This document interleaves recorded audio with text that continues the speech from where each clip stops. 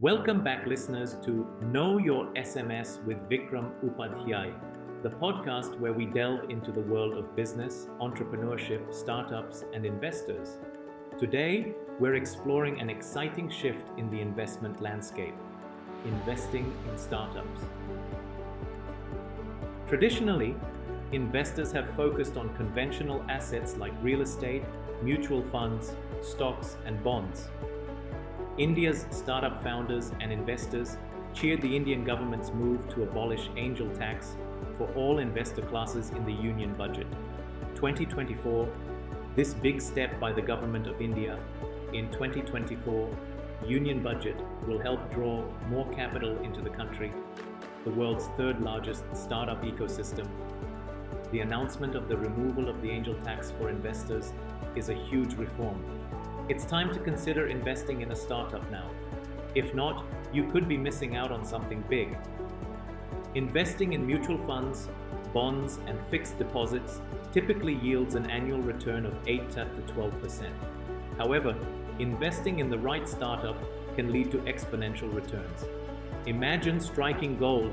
If the startup gets funded, is acquired, or goes public, you could become a millionaire overnight.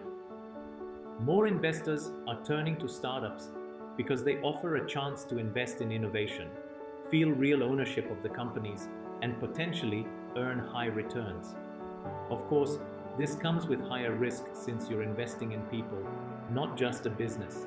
8 out of 10 startups might fail within 5 years, but the successful ones can offer returns of 10x to 100x your initial investment. It's an opportunity to get in early on a company or technology that could disrupt an industry or even the world. Early investors in companies like Infosys and Wipro have seen 100x returns over the past decade, far exceeding their expectations. Investing in startups also allows industry leaders to give back and support the next generation of entrepreneurs. Notable figures like Ratan Tata, Azim Premji, and Narayan Murthy are investing their personal funds into startups, encouraging the growth of the startup ecosystem. Ratan Tata, for instance, has invested in 14 startups across various sectors in the last 3 years. Azim Premji established Premji Invest in 2006, building a $16 billion portfolio by investing in over 60 startups, including notable e-commerce firms like Myntra and Snapdeal. Narayan Murthy founded Catamaran Ventures in 2010 with a $96 million corpus to support budding entrepreneurs.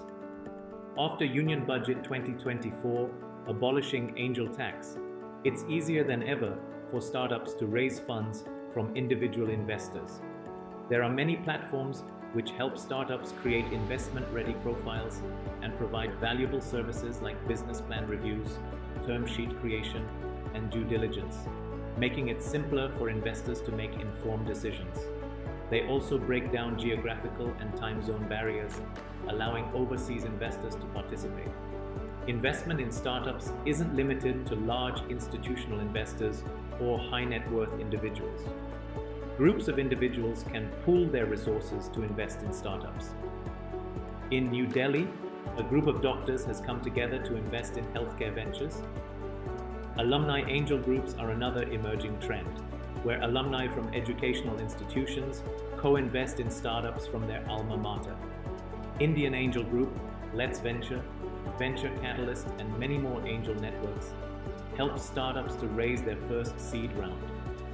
With more people looking for attractive investment options and new platforms connecting startups with individual investors, the entrepreneurial ecosystem is set to thrive.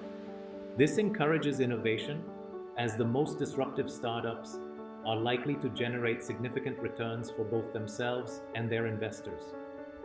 While investing in startups might seem like a gamble, diversifying your investments across multiple disruptive startups from different sectors can increase your chances of success. Even if 80-90% of your investments don't pan out, the 10 to 20% that do succeed can transform your financial future. That's all for today's episode of Know Your SMS. Don't forget to subscribe to our podcast for more insights on smart investing and startup success. Stay tuned until next time.